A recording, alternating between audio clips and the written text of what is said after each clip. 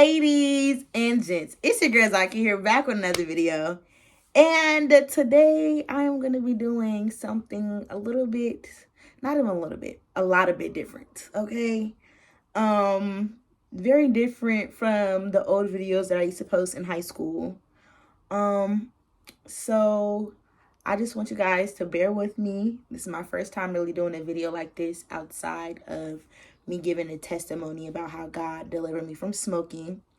So I'm very excited and I can't wait for you guys to just come along my journey with me on my walk with God and just live my life to the fullest in the way that He wants me to. So let's get started. So I'm gonna be real. I did not know anything about the Esther Fast outside of you're fasting for 3 days, 3 nights, no food, no water.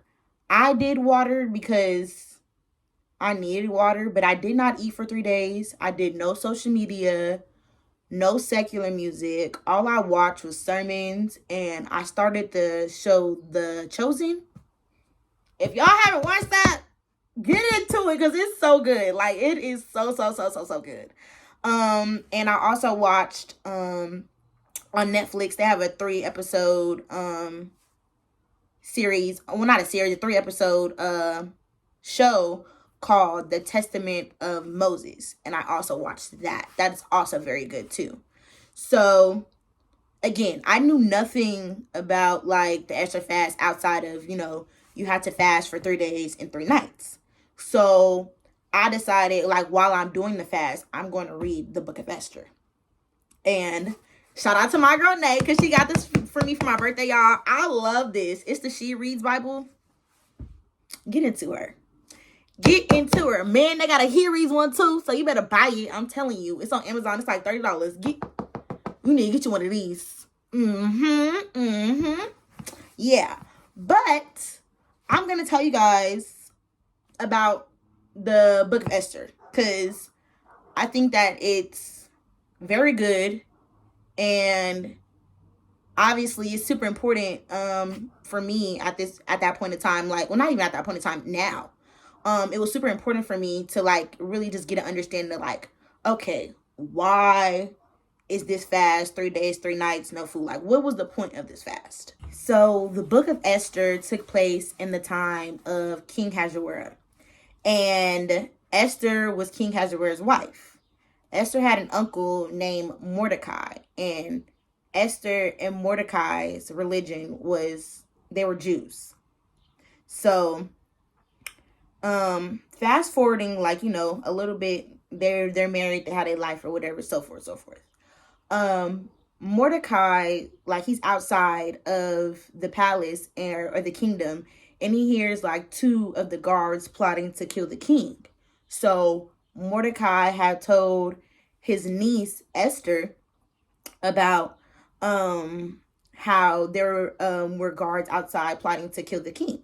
So Esther had told her servants, and they had informed the king and let him know.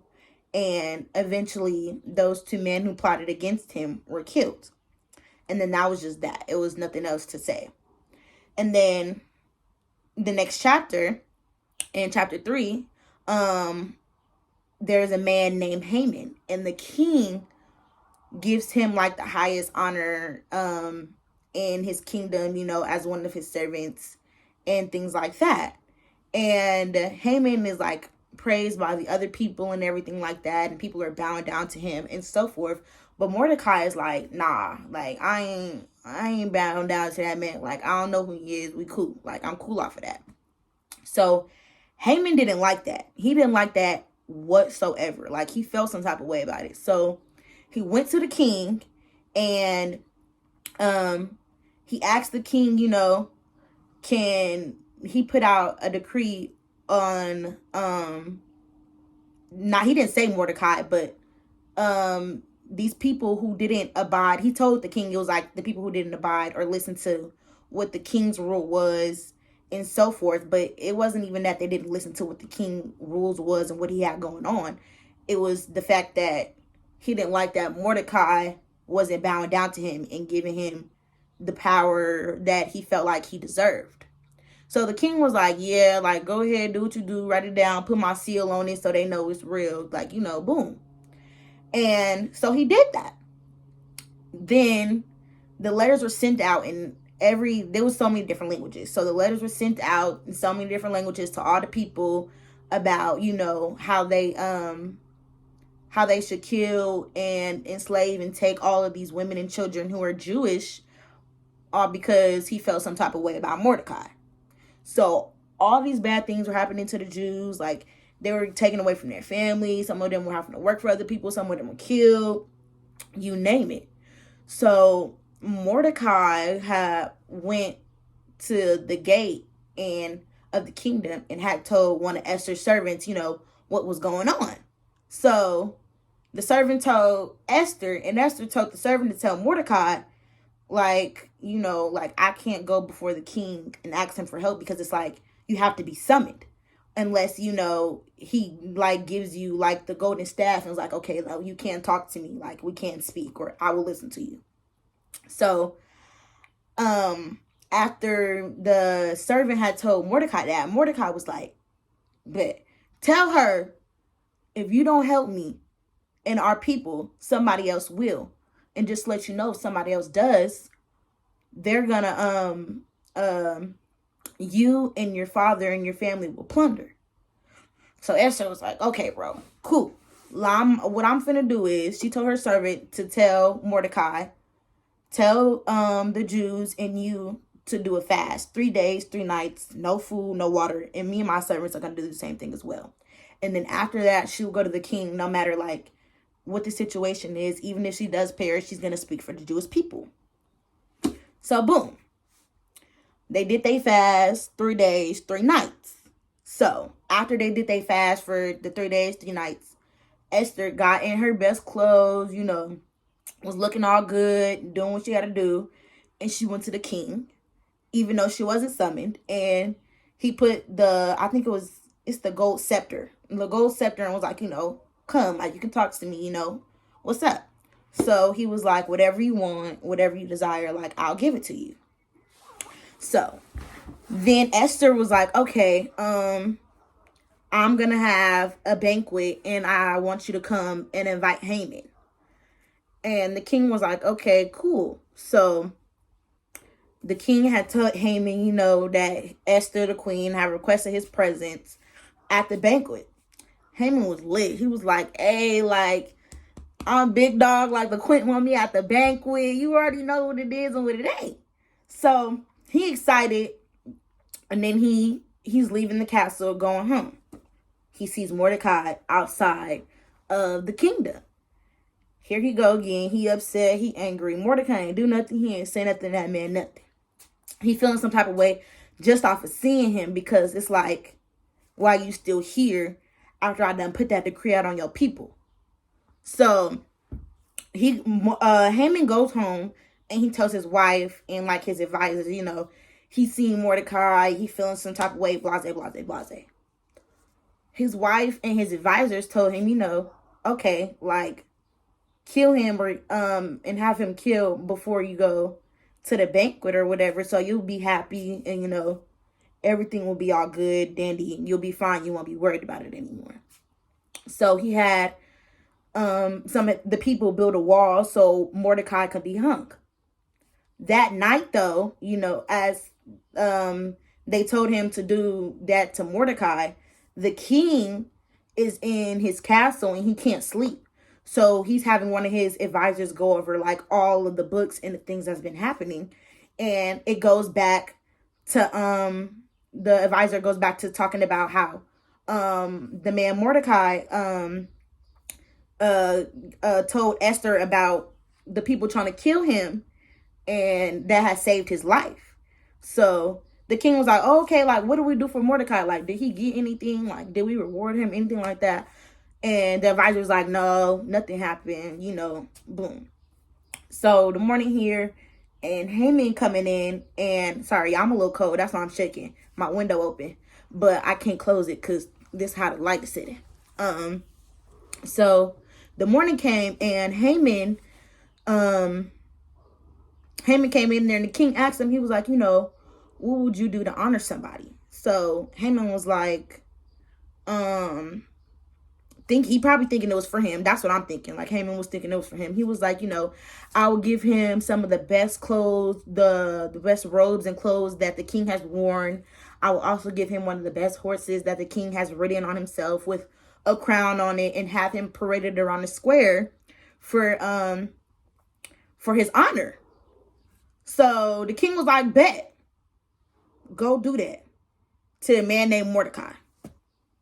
Haman was probably like, oh my goodness, like what? But he did it because you can't defy the king. Like, you can't not do what the king said. So Haman had to do it, and he took all the clothes, and he had made sure that Mordecai was paraded around the square and so forth. So then, coming the next day for the banquet, and at the banquet, the king asks Esther, while they're at the table and stuff, again, like, sorry, my phone had cut off. It was like storage too full. And this is what I'm trying to save up to get a camera. So, because I'll be taking a lot of pictures. But anyway, I'm at the part where they're at the banquet. And Haman's there. The king is there. They're all there. And the king asks Esther, you never told me, like, what it is that you wanted. So what is it that you want? And she was like, I want for me and my people to be freed and saved.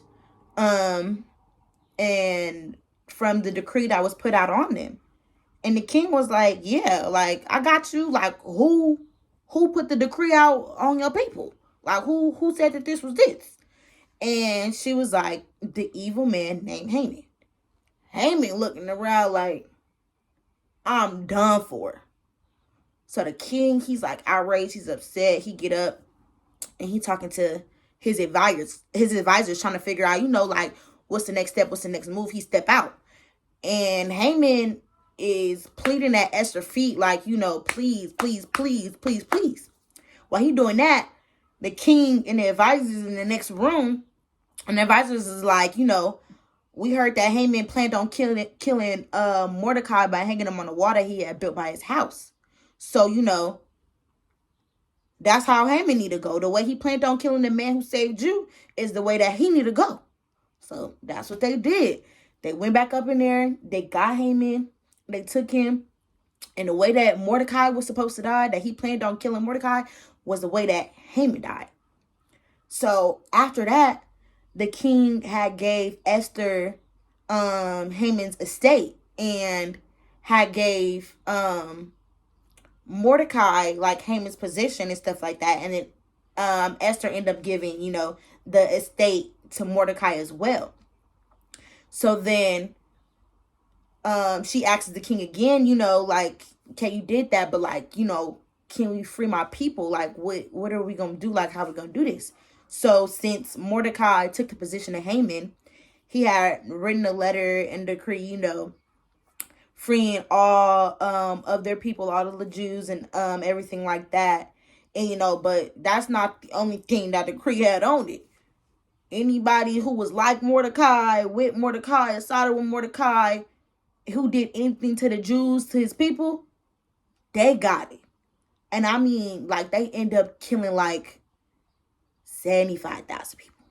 Like, no joke. They wasn't playing no games. And when I was reading this at first, I was like, dang, like, did they all have to die like that? But then at the same time, I was really thinking, like, if this was back in the day and then I'm fighting for my people who are slaves, and you tell me we get to have reparations, I was probably going to do my big one too. So, like, amen, say amen. You look here. But no, yeah. So that ended up happening, right? And then after all that happened, they end up having a celebration, not because they killed all those people, but because all of their people were freed and they were safe. And some people even converted and became Jews and followed them, because they was like, dang, like they running the show. So they had a celebration called, give me 1 second.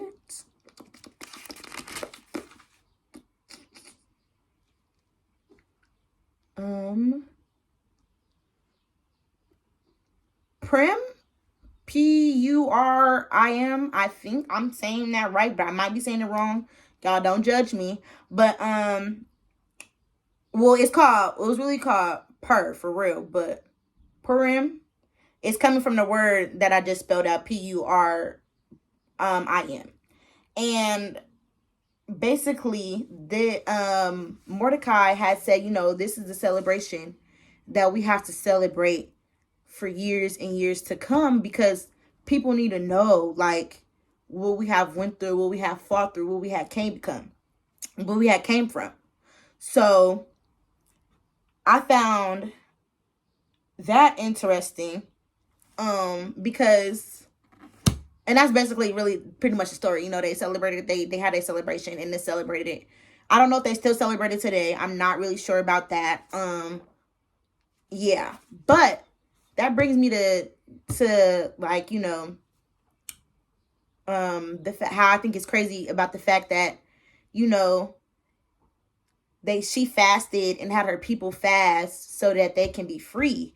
And throughout my fast over these past 3 days, like, that is the main thing I was praying for. Not for my people to be free, but for my friends and my family and anybody that I encounter to know God and, like, really truly understand his glory and all that he is and all that he does for us. Like, you wake up every day because of him. You're breathing because of him. You have moving limbs because of him. And I literally was sitting in my room, like, crying, because God is so real. Like, beyond words, so real. And it really hurts me, and it saddens me to see, like, friends and family, like, who don't have a relationship with him. Because it's just like, how can you not have a relationship with the Almighty? Don't get me wrong. Like, I understand, like, how can you not? Because I'm nobody. I am not nobody saying I was of the world not too long ago. Not too long ago. Trust me. He said, you right there. I'll choose you. 360. And he turned me around. Straight like that. Now, again, I'm not perfect, even though he turned me around, but I definitely see things differently, and I definitely understand things differently. And I definitely have more gratitude and understand the grace and the work and why I went through so many things that I went through. So, it really just, like, opened my eyes and was just like, wow, like, I did this fast not knowing what this fast is about. And whole time, like, I love to help people and love to see people thrive. And that's all I was doing, was praying, like, for my people to really just get to know God. Just have a glimpse of his understanding, of his grace, of his mercy, just all the things that he has done for us. So, like, this is who you need to follow. This is what you need to do. Like, this is how you should really live. Because when I was living of the world, like, smoking all the time and out all the time and being drunk all the time, like, I really felt, like, lost and confused. And I felt stagnant. Like, stagnant is definitely the word that I would use. Like, I felt like I was stuck. Like, everywhere I went, every move that I made, like, I wasn't going nowhere. I wasn't getting no better. Nothing was changing. Excuse me. I was about to burp. Sorry. Nothing was changing. And it was just like, I was tired of living stagnant. And I was tired of being stuck. And I was tired of feeling like I'm not good enough, or I'm not doing what I need to do, or I'm just not going anywhere. So this really, like, it really, like, solidified, like, people always be telling me, like, the Bible, it has stories about stuff, like, that is come to pass, that's gonna come and occur to you today, and so forth and so forth. And then, like, this is my first time, I'm gonna be real, this is my first time sitting down, actually reading and annotating and really truly understanding one of the books in the Bible. And I feel like God is so good in the way that he has just presented this fast in front of my face. And this is all that I be praying to him about, is just give me peace, give me understanding, so that I may bring more people to you, so that we may grow in your word and by your commandments and live by your way. And he has just opened my eyes and just like, girl, read that book. I read that book and I'm like, hold on. He's standing on big business. He doing this big one. Like, you get down and you need to do your big one for me too. So yeah, that is what I got out of this, and like got out of the fast. Not even got out of it. Honestly, I'm gonna be real. Like, I'm not even 100% sure. Like, people always say, God is going to talk to you. And obviously he did throughout this time. But what I was praying for and asking him for was for him to just like reveal what he needs for me to do on these next stages of my life, and how to really, truly like do his work by his will and his way. And when I was going on to read watch The Chosen, as I was going on to really watch The Chosen and stuff like that, the last episode, when God goes to the well and he tells, I forgot her name. God forgive me, I forgot her name. But he tells the lady, like, I'm Jesus Christ. Like, I am the Son of God. And at first she wasn't believing him and like nothing like that. And then, he told her all the stuff that he knew that she needed to hear for him to believe her. She's smiling. She's running. She's like, I'm going to tell everybody. I'm going to tell everybody. I'm going to tell everybody. I'm going to tell everybody. And I loved it. Like, I was literally crying. Like, I was boo-hooing. Like, I was literally crying, boo-hooing. Because I'm just like, yo, I want to tell everybody. So that night I went to bed. I was having a hard time sleeping during the fast. I'm not going to lie. Like, sleeping was very, very, very, very challenging for me. But when I went to bed, I went to sleep around like 11:30, and I woke up at like 2:40 in the morning, and I had a dream about that woman that like the whole scene had just replayed of him and her, and she's like, she running like, I'm gonna tell everybody, I'm gonna tell everybody, I'm gonna tell everybody.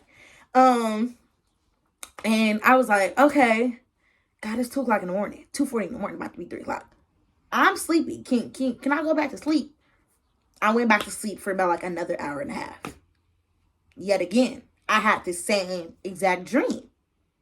And I'm like, okay, I know you're trying to tell me something, sir, but I'm sleepy and I'm tired. So can I go back to sleep again? Boom. I went back to sleep. Another hour and a half, 2 hours passed. It's like 4:50 in the morning. I wake up from the same dream again. I'm like, okay, God, okay, I'm hearing you. I'm listening to you. I'm hearing what you're telling me. So after I wake up from that third time, I'm like, okay, let me just pray. Like, let me just ask God, like, what is it that what is you trying to tell me with this dream? So what I think that he was trying to tell me is, like, it's my time to speak up and speak out and tell people about him and about the goodness and his grace, and letting people know, like, it's hard. It is hard and it's challenging, but it's worth it. And he's worth it. And everything that comes to pass through him is worth it. And it ain't no easy game. Like, it's not no easy game. But he's the truth.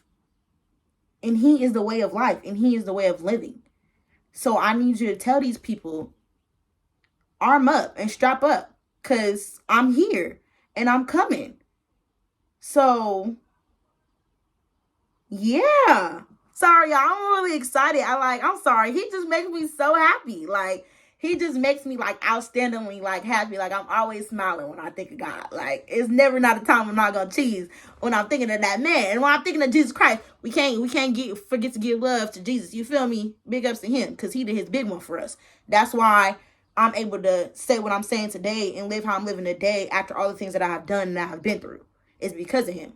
So yeah, I just wanted to tell you guys about my fast and what I got out of my fast. And I really hope that this really touched somebody, or you guys just heard it. Even if it didn't touch you, I really hope that you listened to it.